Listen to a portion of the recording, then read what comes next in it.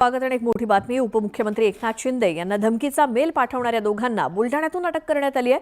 बुलढाण्यातील देऊळगाव राजा इथून दोघांनाही अटक झाली आहे। मुंबई क्राईम ब्रांचने ही मोठी कारवाई केली।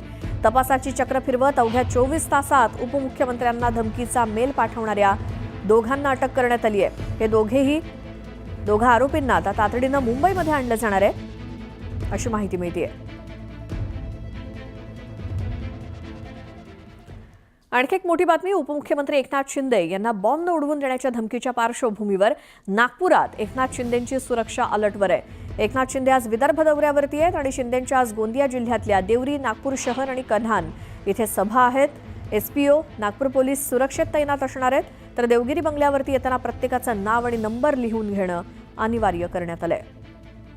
आमचे प्रतिनिधी उदय तिमांडे आपल्या सोबत आहेत। उदय, विदर्भ दौऱ्यावरती असताना धमकी आल्याच्या पार्श्वभूमीवर काय सुरक्षा उपमुख्यमंत्री एकनाथ शिंदे यांच्यासाठी?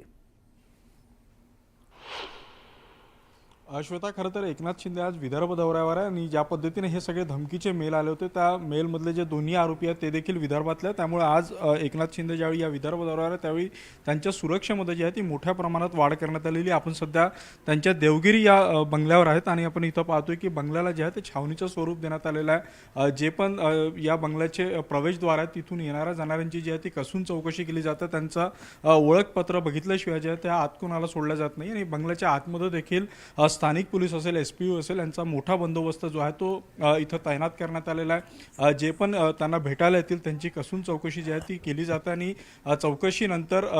नंतरच त्यांना आत सोडलं जातं। पक्षाचे जे कार्यकर्ते आहेत त्यांना देखील सध्या बंगल्याच्या आतमध्ये प्रवेश जो आहे तो दिला जात नाही आणि स्थानिक पोलीस असेल, एसपीओ असेल, विशेष म्हणजे मुंबईच्या एसपीओच्या काही टीम्स जे आहेत ते इथं दाखल झालेल्या आहेत आणि सुरक्षेचा आढावा जो आहे तो इथं थोड्या वेळाआधी घेण्यात आलेला। बॅरिकेटिंग जे आहे ते बंगल्याच्या आत करण्यात आलेलं आहे आणि सशस्त्र पोलिसांचा बंदोबस्त देखील जो आहे तो तैनात करण्यात आलेला आहे। विशेषतः धमकीचा जो ईमेल आला होता त्या ईमेलमध्ये जे आहे ते गाडी उडवण्याची धमकी दिली होती, त्यामुळे गाडीवर जे आहे ते सतत पोलिसांचं लक्ष जे आहे ते आहेत आणि या गाडीच्या अवतीभोवती देखील आपण पाहतोय की स्थानिक पोलीस असेल किंवा एसपीओचे सशस्त्र जवान असेल ते इथं तैनात करण्यात आलेलं आहे। त्यामुळे कुठलीही चूक होणार नाही या दृष्टीने जी आहे ती खबरदारी सुरक्षा व्यवस्थेकडून घेण्यात येतात।